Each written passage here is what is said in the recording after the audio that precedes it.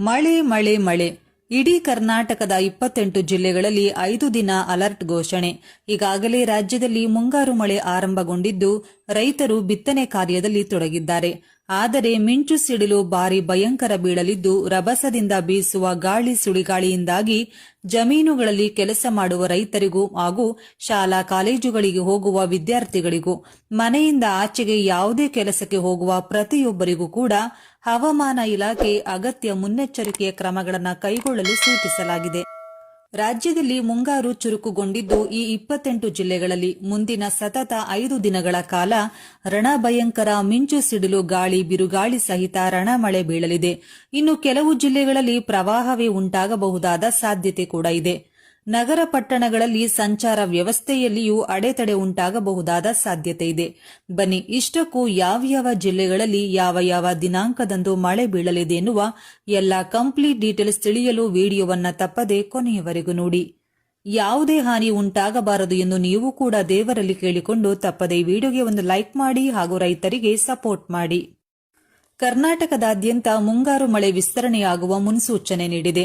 ಈಗಾಗಲೇ ಸಾಧಾರಣದಿಂದ ಭಾರಿ ಪ್ರಮಾಣದಲ್ಲಿ ಸುರಿದಿದ್ದ ಮುಂಗಾರು ಕೆಲವು ದಿನಗಳಿಂದ ಕೊಂಚ ತಣ್ಣಗಾಗಿದೆ. ಇದೀಗ ಮತ್ತೆ ಚುರುಕಾಗುವ ಸಾಧ್ಯತೆ ಇದೆ.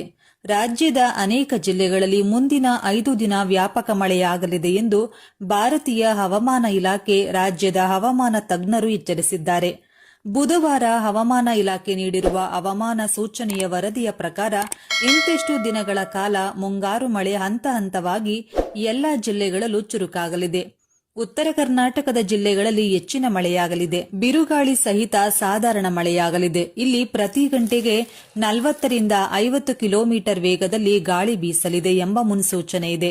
ಉತ್ತರ ಒಳನಾಡಿನ ಜೊತೆ 3 ಮತ್ತು 4ನೆಯ ದಿನ ಉಡುಪಿ, ಉತ್ತರ ಕನ್ನಡ ಹಾಗೂ ದಕ್ಷಿಣ ಕನ್ನಡ ಜಿಲ್ಲೆಗಳ ಕರಾವಳಿಯನ್ನ ಹೊರತುಪಡಿಸಿ ಉಳಿದ ಎಲ್ಲ 28 ಜಿಲ್ಲೆಗಳಿಗೆ ಅಲ್ಲಲ್ಲಿ ಹಗುರ ಹಾಗೂ ಸಾಧಾರಣ ಮಳೆ ಸುರಿಯಲಿದೆ.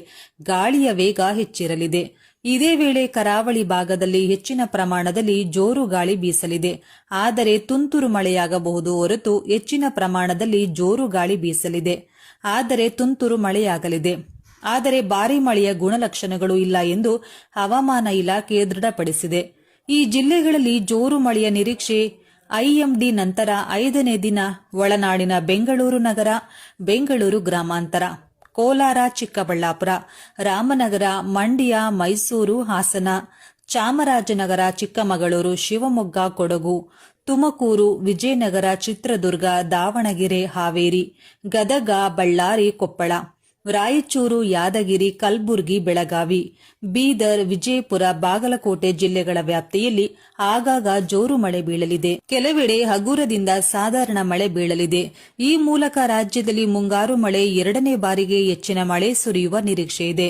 ಇನ್ನು ಬೆಂಗಳೂರು ನಗರದ ವಾತಾವರಣದ ಬಗ್ಗೆ ಪ್ರತ್ಯೇಕವಾಗಿ ನೋಡುವುದಾದರೆ ಮುಂದಿನ 48 ಗಂಟೆಗಳ ಕಾಲ ಆಗಾಗ ಬಿಸಿಲಿನ ಜೊತೆಗೆ ಮೊಬ್ಬು ವಾತಾವರಣ, ತಂಪು ಗಾಳಿ ಕಂಡುಬರಲಿದೆ. ಕೆಲವೆಡೆ ಲಘು ಮಳೆಯಾಗುವ ಸಾಧ್ಯತೆ ಇದೆ. ಇದರ ಹೊರತಾಗಿ ಎಲ್ಲಿಯೂ ಜೋರು ಮಳೆಯಾಗುವುದು ಅನುಮಾನವಾಗಿದೆ. ಇನ್ನು ಕೊಡಗು, ಮಡಿಕೇರಿ, ಮೈಸೂರು, ಶಿವಮೊಗ್ಗ, ಚಿಕ್ಕಮಗಳೂರು ಹಾಗೂ ಸುತ್ತಮುತ್ತಲಿನ ಪ್ರದೇಶಗಳಲ್ಲಿ ನಿರಂತರ ಮಳೆ ಬರುತ್ತಿರುವ ಕಾರಣದಿಂದಾಗಿ ಕೃಷ್ಣರಾಜಸಾಗರ, ಕಬಿನಿ, ಹಾರಂಗಿ, ಹೇಮಾವತಿ, ಮೆಟ್ಟೂರು ಜಲಾಶಯಗಳಲ್ಲಿ ನೀರಿನ ಸಂಗ್ರಹ ಹೆಚ್ಚಾಗುತ್ತಿದೆ. ಕೆಆರ್ಎಸ್ ಡ್ಯಾಂ ಕಬಿನಿ ಜಲಾಶಯದಿಂದ ನೀರನ್ನು ಹೊರಬಿಟ್ಟಿದ್ದು ಡ್ಯಾಂ ಕೆಳಭಾಗದ ಜನರಿಗೆ ಎಚ್ಚರಿಕೆಯನ್ನು ಕೂಡ ನೀಡಲಾಗುತ್ತಿದೆ ಎಂದು ನೀರಾವರಿ ನಿಗಮ ಮಾಹಿತಿಯನ್ನ ನೀಡಿದೆ.